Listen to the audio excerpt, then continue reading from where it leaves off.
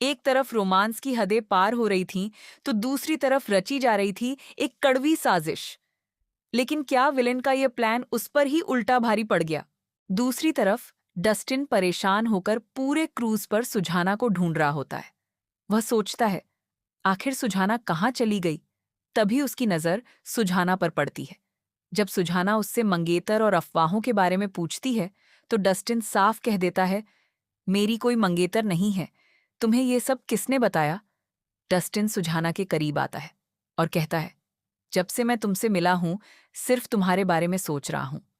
सुझाना खुद को संभालते हुए कहती है, तुम्हें सफाई देने की जरूरत नहीं है डस्टिन। बोट किनारे लगते ही सब अपनी जिंदगी में लौट जाएंगे। लेकिन डस्टिन उसे अपनी बाहों में खींच लेता है और कहता है, मैं तुम्हारी परवाह करता हूं सुझाना।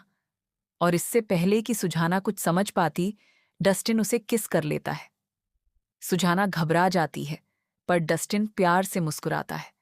तभी सुझाना गुस्से में आकर डस्टिन के होंठ पर काट लेती है।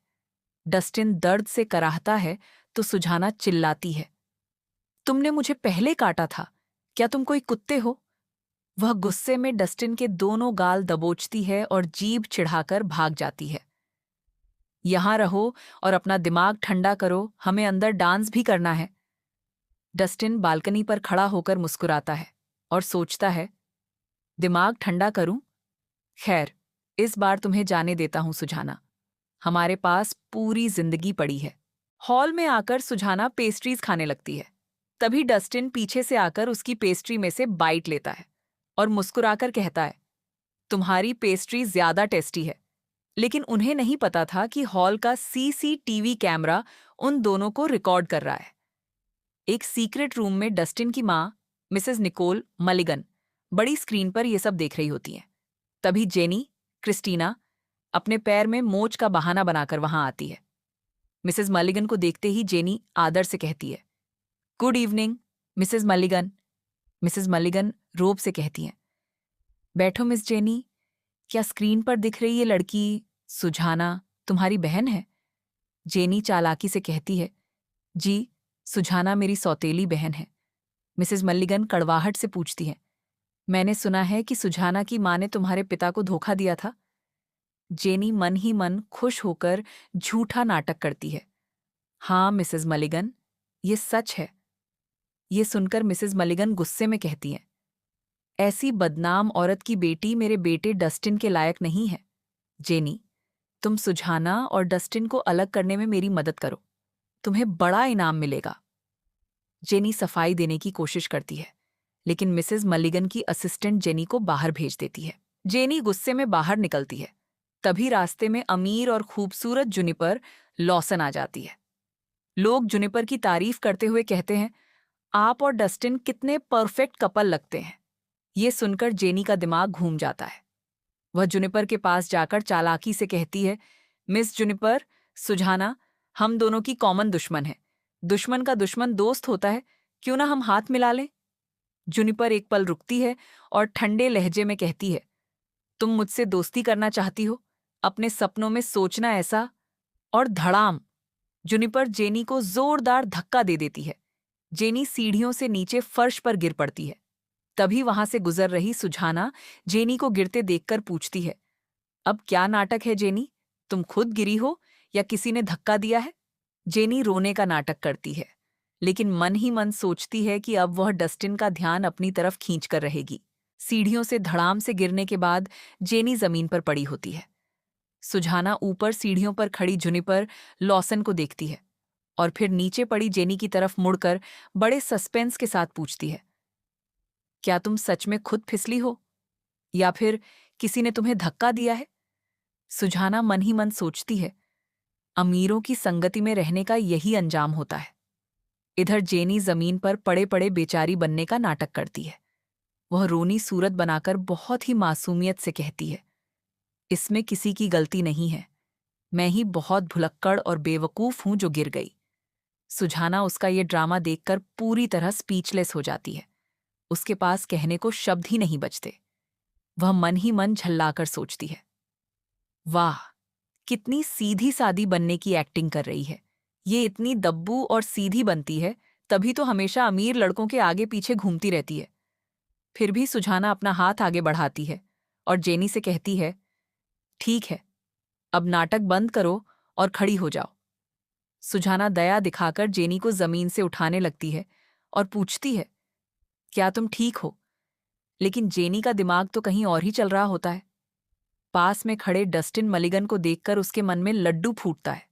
वह सोचती है, यही सही मौका है डस्टिन का ध्यान अपनी तरफ खींचने का। जैसे ही सुजाना उसे संभालती है, जेनी जानबूझकर सुजाना का हाथ झटक देती है और अपना संतुलन खोने की एक्टिंग करते हुए सीधे डस्टिन के सीने पर जा गिरती है। वह चिल्लाती है, वो आह, और डस्टिन की बाहों में समाने का नाटक करती है। लेकिन डस्टिन मलिगन कोई मामूली लड़का नहीं था। वह जेनी की इस घिनौनी चाल को तुरंत ताड़ जाता है। जैसे ही जेनी डस्टिन पर गिरने वाली होती है, डस्टिन 1 सेकंड में साइड हट जाता है और नतीजा, जेनी डस्टिन की बाहों में गिरने के बजाय सीधे फर्श पर मुंह के बल धड़ाम तीज हम्प से आ गिरती है। वह दर्द से चीख उठती है। आ! डस्टिन साइड में छवि अवतार में खड़ा होकर बड़े टशन में देखता रह जाता है कि बेटा, मुझसे चालाकी नहीं। जैसे ही जेनी मुंह के बल फर्श पर गिरती है, डस्टिन तुरंत अपने दोनों हाथ हवा में उठा लेता है और साफ साफ कह देता है कि मैंने इसे छुआ तक नहीं है। सुजाना भी डस्टिन के इस रिएक्शन पर बस देखती रह जाती है। जेनी जमीन पर तड़पते हुए नाटक करके रोने लगती है कि आह, बहुत दर्द हो रहा है। तभी वहां शॉर्न भागता हुआ आता है और चिल्लाता है कि क्रिस्टीना। जेनी तुरंत बेचारी बनकर रोते हुए बोलती है कि शॉर्न, मुझे बचाओ। शॉर्न उसे अपनी बाहों में उठाता है और दुलारते हुए कहता है कि अरे, रो मत। जेनी तुरंत अपनी चाल चलते हुए शॉर्न के कान भरती है कि शॉर्न, जब ये सब हुआ तब तुम यहां नहीं थे। ये सुजाना जैसी दिखती है वैसी बिल्कुल नहीं है। ये लड़की तुम्हारे लिए सही नहीं है। लेकिन शॉर्न उल्टा जेनी पर ही भड़क जाता है। वह अपनी आंखें तानकर कड़े लहजे में कहता है कि मुझे तुमसे यह सीखने की जरूरत नहीं है कि मेरे लिए कौन सही है और कौन गलत। इतना कहकर शॉर्न जेनी से कहता है कि क्रिस्टीना, चलो यहां से, और वह जेनी को लेकर वहां से चला जाता है। सुजाना उन दोनों को जाते हुए देखती है और मन ही मन सोचती है कि आदमियों के सामने आते ही ये कैसे भीगी बिल्ली बन जाती है। सच में कमाल की एक्टिंग करती है ये। डस्टिन सुजाना की तरफ देखता है और गंभीर आवाज में कहता है कि तुम्हारे भाई की भी औरतों की पसंद वाकई बहुत अजीब है। फिर डस्टिन अपना हाथ कसकर भींचता है और एक बहुत ही गहरा राज खोलता है। वह सुजाना की आंखों में देखकर कहता है कि शॉर्न डिप्रेशन का शिकार है। सुजाना यह सुनते ही जोरदार झटका खाती है। उसकी आंखें फटी की फटी रह जाती हैं और वह हैरानी से चिल्लाती है कि क्या क्या तुम मजाक कर रहे हो? डस्टिन गंभीर होकर बताता है कि मिसेस निकोल मलिगन ने शॉर्न को तब गोद लिया था जब वह छोटा बच्चा था। मैंने सुना है कि वह अपने सगे बेटे से भी ज्यादा प्यार शॉर्न से करती हैं और उस पर दिल खोलकर पैसे लुटाती हैं। सुजाना सोच में पड़ जाती है कि भला ऐसे इंसान को डिप्रेशन कैसे हो सकता है जिसे सब कुछ मिला हो। तभी डस्टिन बिना कुछ कहे सुजाना का हाथ पकड़ लेता है और कहता है कि मेरे पीछे आओ। सुजाना हैरान होकर पूछती है कि पर हम कहाँ जा रहे हैं? डस्टिन उसे सीधे क्रूज के उस हिस्से की तरफ ले जाता है जहां से नीचे समुद्र में बोट बंधी होती है।